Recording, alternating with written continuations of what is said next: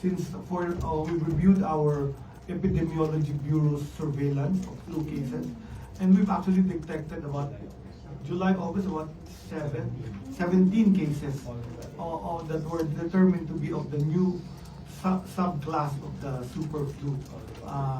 All of them have recovered. So as you very well know, flu is a self-limiting illness unless meron kang medical condition, may cancer ka, may elderly ka. So we still recommend the use of the flu vaccine.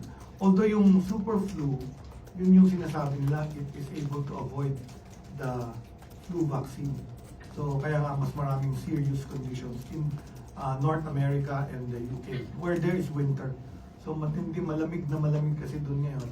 So mas matindi yung flu cases nila. Our flu season actually is during the rainy season sa Philippines. So iba tayo. We have in our vaccine actually carries that influenza A.